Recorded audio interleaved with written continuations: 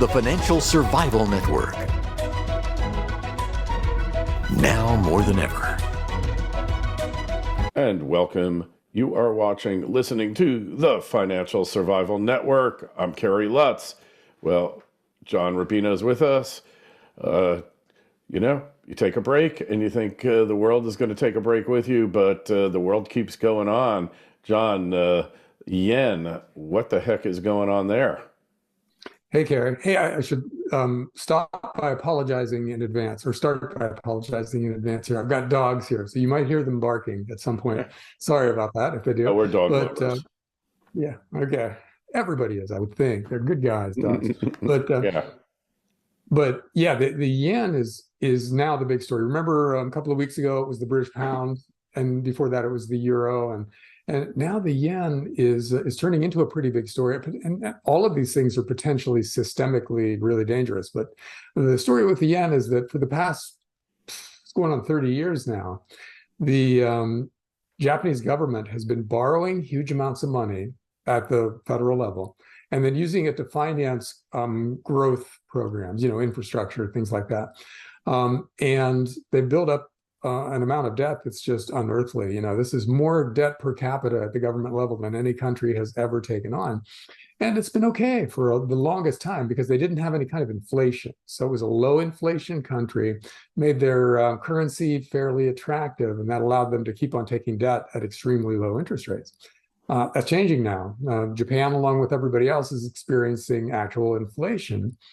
And the yen is tanking, forcing the government to spend billions and billions and billions of dollars to try to support the currency, which is exacerbating inflation and threatening kind of a doom loop where rising inflation because of all this new money creation destabilizes the currency, leading to more money creation, and there's no way out of it. It could be that the yen is the currency to collapse and set off all the other dominoes that blows up the fiat currency system. We will see. There's no guarantee that any potential catalyst is going to be the catalyst, but Japan's currency blowing up is a very good example of one that could take down the rest of the system.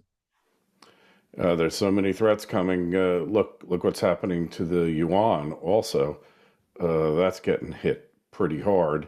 And, that China is the only major economy that's cutting rates while everyone else is raising them.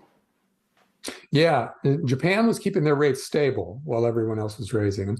And China is cutting rates. Well, China blew up the biggest financial bubble in human history. It doesn't really get characterized that way a lot in the press, but they basically quintupled their debt to generate the mother of all real estate bubbles, and that pulled their economy out of the Great Recession. But now a lot of that debt is going bad. They built things that never should have been built. They borrowed a ton of money for real estate that people don't want anymore and can't afford anymore. So their gigantic real estate companies are starting to go bust, and the government's having to step in and bail them out. So it's the same kind of doom loop that Japan is looking at, but with different players. The key similarities are that something's blowing up. The government has to create a lot of new currency to keep it from just taking down the rest of the economy, but that affects the currency, and so the yuan is falling now, and it's not clear how they stop it. See that? Kerry, I think it's finally happening. The stuff you and I have been talking about forever, and we were this stop clock that might be right one time, and it's time for the gloom and doom stop clock maybe to be right. It could be that this is the unraveling of the system that never should have existed in the first place, but and certainly never should have grown to the size that it's grown to. And maybe this is it. Maybe in the next couple of years, this whole thing unravels. Hey, well, somebody I know once wrote a book about this called The Money Bubble, right? Yep, the money bubble. And it was named that because basically previous bubbles have been sector specific, junk bonds, tech stocks, something like that. And this current bubble is everything to do with money. In other words, all the major currencies, all the bonds based on those currencies, all the stocks that are going up because these currencies are being created at record, all of those things um, are going to crash if the system stops just create. In other words, if the Ponzi scheme loses its ever increasing stream of new money, then it collapses. And we've created a gigantic worldwide Ponzi scheme based on all these fiat currencies. When central banks can no longer create new currency with impunity, because doing so makes their currencies plunge in value, then it's game over. And we're seeing country after country where that is the case now. So yeah, very big, very interesting stuff going on out there. And it should terrify everybody. Even if you're a gold bug and you're really well positioned for it, you should still be horrified by what's happening and be desperately trying to protect yourself right now.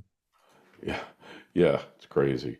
It's totally nuts, but we always knew this day was going to come, John, and here we are. Well, then you got ocean shipping costs declined 84%. I mean, that's like a huge decline.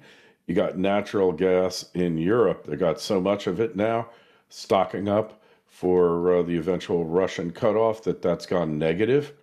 And like our oil went negative a little more than a year and a half ago. These markets are not functioning properly. Well, everything spiked, and maybe into like June of last year. Okay, we had commodity inflation that was just epic, and then everything started to roll over. So right now, a lot of industrial commodities and agricultural commodities are down for the year. And so that means there's zero inflation in the commodity space right now. Used cars are also down. Houses are down. So it's hard to see how we have inflation going forward. Much more likely we have deflation and a gigantic crash, which is, that's the script too.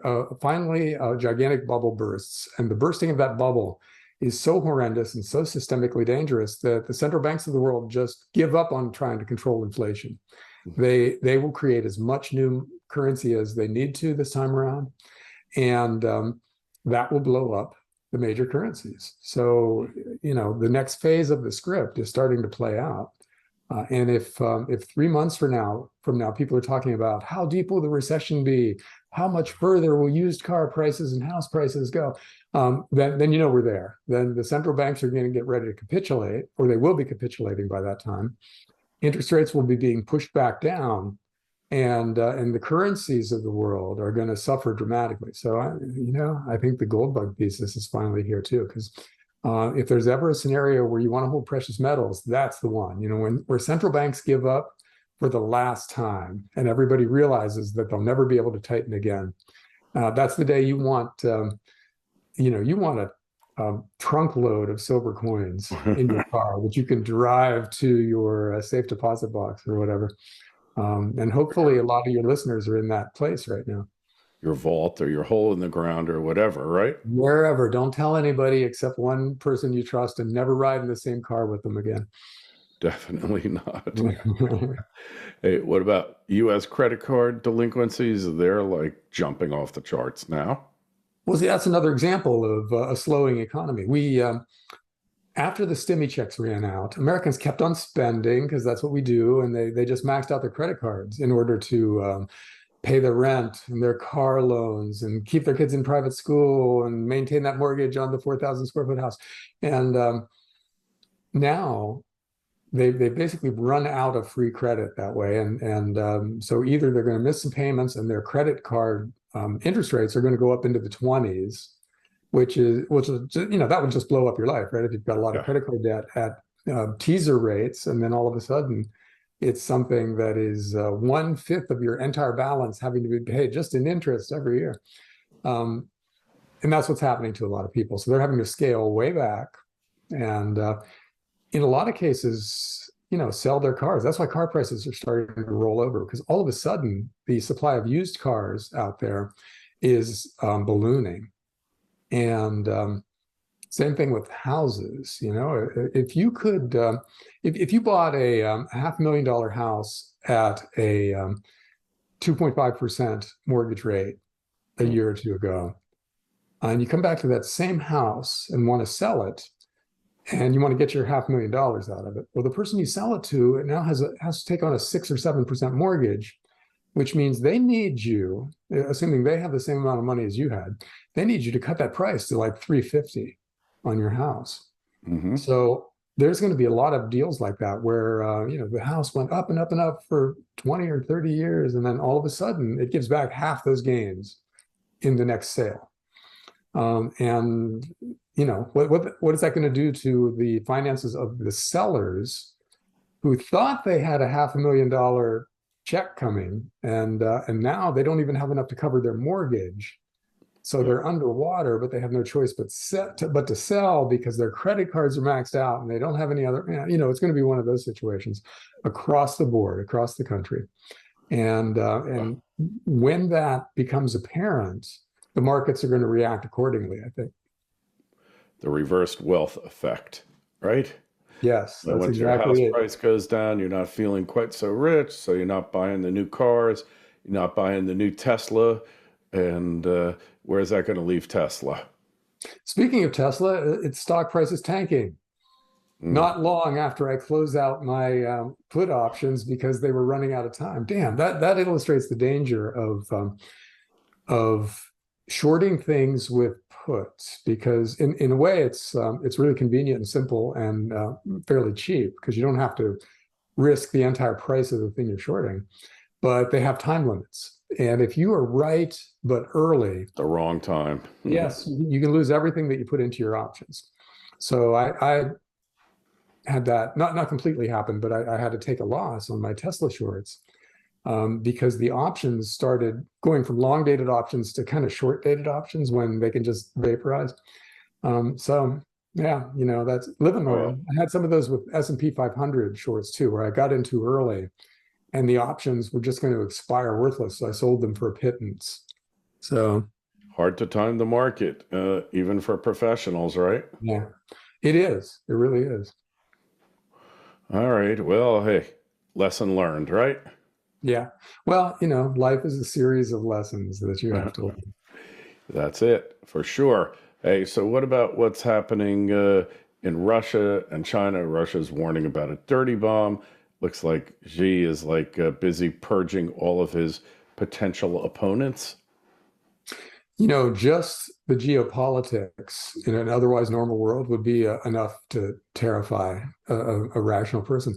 But yeah, Russia is, they picked up word that there was going to be some kind of a false flag dirty bomb. In other words, a radioactive bomb set off in Kiev or someplace. And then Russia would be blamed for it. NATO would use that as an excuse to ramp up their involvement in Ukraine, and World War III, here we go, And so, first of all, you never know what's happening out there because everybody's lying. And at the same time, the US and the West, as are most other countries, are really comfortable using false flags, and they have a history of doing it. So it's completely believable that we have planned something like this as a contingency if it looked like it wasn't going to work out. Really? In other words, if Russia wasn't going to be broken by this whole manufactured war. So I don't know. I just hope we keep our heads through all this, but I don't see the people in charge of the U.S. government doing that right now. They want a war. They literally want a war that way. with a nuclear power. It's incredible. It's just astounding that that's something that could be an opinion of the people in charge of a country. Like, what do they think? Do they think that is this Dr. Strangelove, where they're the ones who survive? They've made their plans. They've got a bunker stocked with 18-year-old girls. Seems like it. And that's really the only explanation, because it's not clear how they think they're going to be the ones who survive, and their kids aren't going to be incinerated and stuff, and their grandkids. Nuts. You think you would be focused on your grandkids in a situation like that, and that you would. Oh. Yeah, and that you would want to keep them safe first and foremost, and your policy ideas would flow from that, but apparently not. We have insane people in charge of the country. Yeah, that we do, and they've been insane for a while, that's for sure. Well, hey, ignorance got us into this mess. Ignorance will get us out, right, John? I only wish I was optimistic about this, Kerry, but I can't say anything reassuring about this because the people in charge are just They're bad and they're stupid.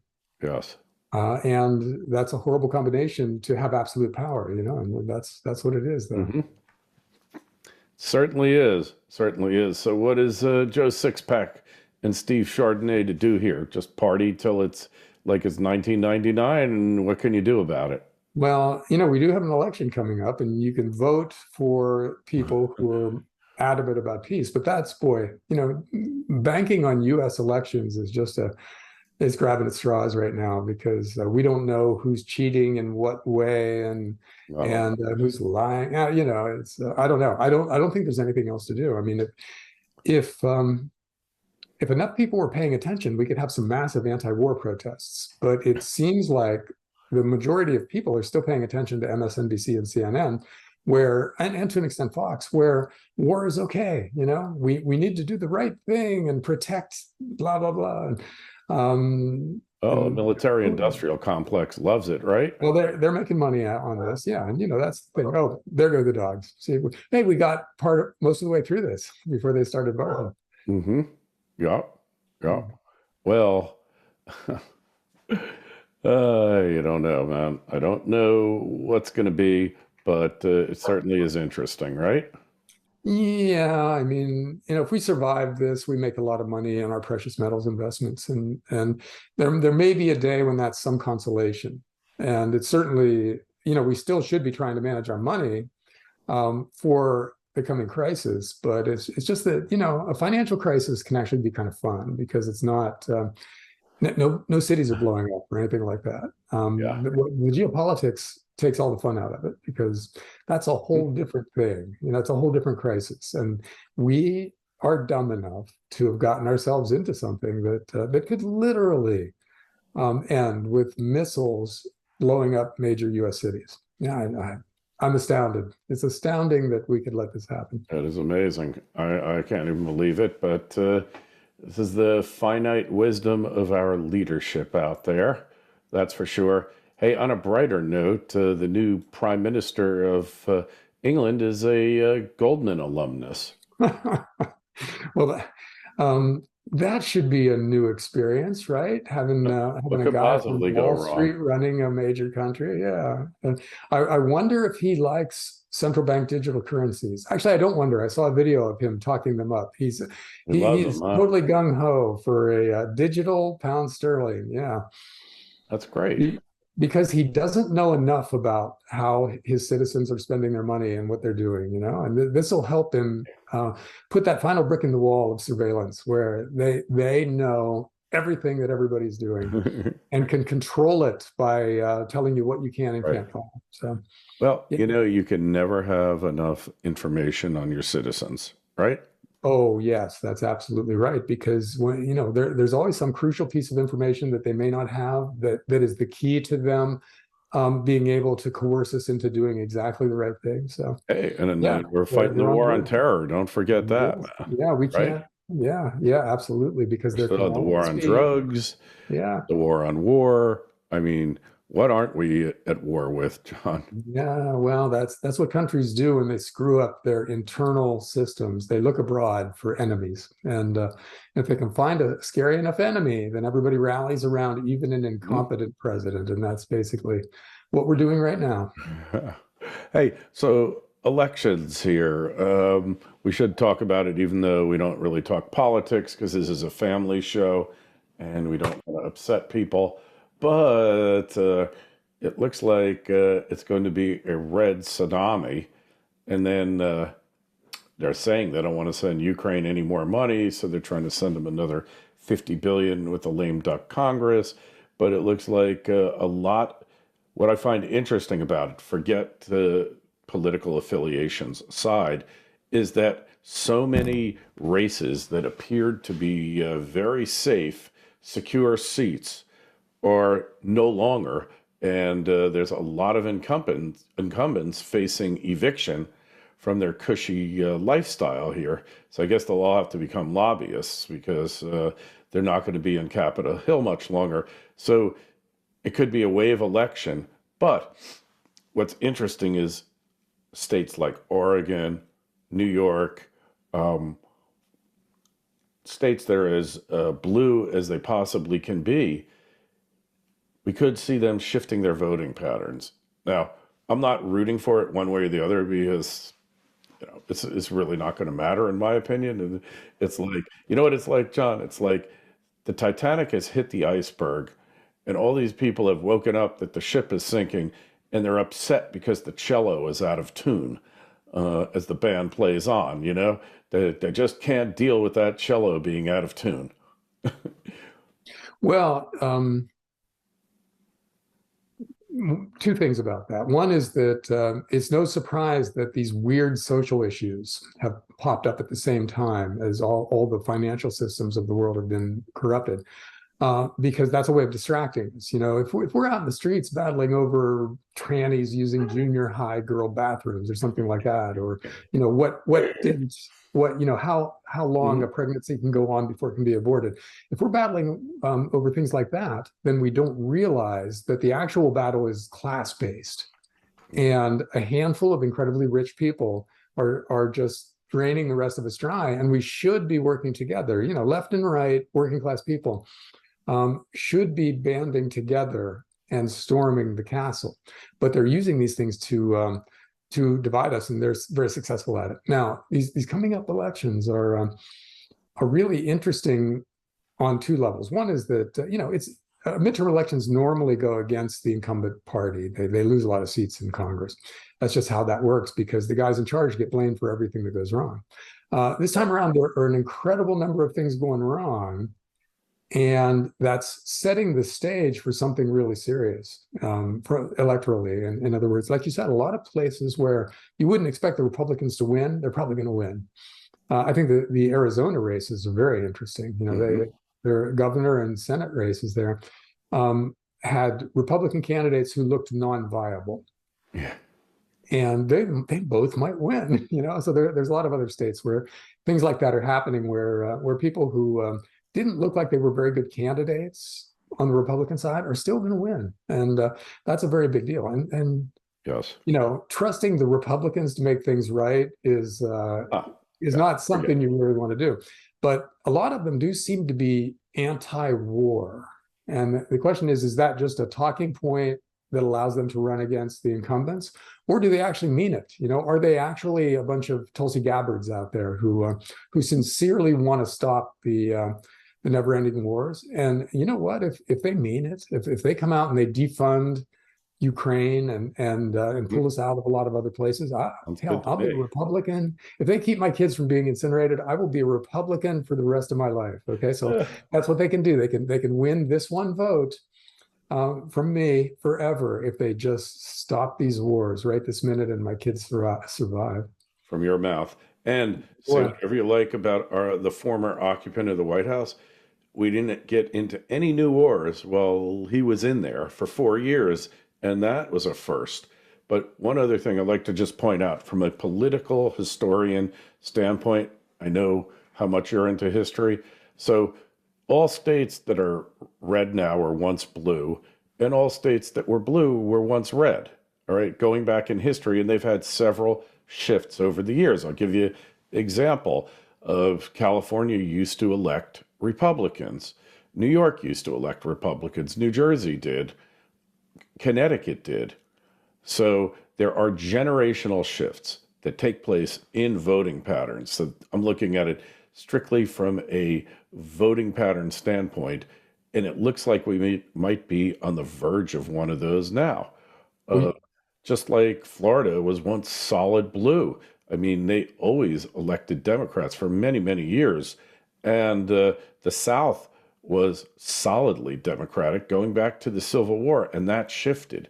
And in our little narrow focus, our fixed viewpoint of the world, we just assume that political inclinations, patterns, just continue on, extrapolate them forward, and that will eliminate the need for any major analysis. But every now and then, stuff changes, and for different reasons it changes. At one point, it was slavery. At another point, it was the tariff. It just changes. Then it was welfare. Now it looks like we're coming back to crime and declining the country in decline. A lot of things can cause these generational shifts, and I think we're in the midst of one. So it's fascinating to watch from that standpoint. Well, here's the dynamic. Trump came along as a populist, and he spoke the language of working people. In other words, a handful of rich people are ripping you off. I will get back what's yours. That's the populist pitch. And it worked brilliantly with people who, might traditionally be Democrat voters. In other words, working class white people, a lot of whom vote Democrat. Mm-hmm. He got them all, and he got a bunch of Latinos and other people who get that they're being ripped off by an aristocracy. So the Republicans, they didn't completely learn that lesson, but they kind of sort of shifted their rhetoric to appeal to working people instead of corporate CEOs like they normally do, and it's working. It's working in a lot of places. You're seeing a big shift in the Latino vote towards Republicans, which is just shocking the Democrats. They thought that was a vote that they had locked down, and the reason for that is that the Republicans now are in favor. They're in favor of parental rights with these social issues. They want to get jobs back to America. They're not the free traders they used to be. And they're in favor of cracking down on crime, because a lot of working class people live in crime-ridden areas, and they want the cops to take the shoplifters and the muggers and just put them somewhere else or shoot them, And the Republicans are Always kind of an open option. to those ideas. Yeah, they're open to those options. So yeah, there's a shift in the voter profile going on right now. And man, if the Republicans lock down the working class, they've got a couple of decades of ruling this country ahead of them, and for the right reason, because we should be focused on class issues. We should be focusing on increasing the amount of wealth, the relative amount of wealth of working people versus the handful of the truly rich. I would never trust Republicans to actually do the right thing, but if they saw it in their interest to be populists and actually walk that walk, that would be awesome. I'd love to see it. Totally, totally agree with you. And it's just fascinating to see this. Hey, so how they're always talking about wanting to get the government out of your bedroom?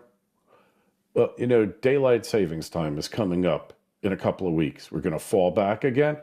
Now, there's nothing more personal in your life than your bedroom, than your alarm clock.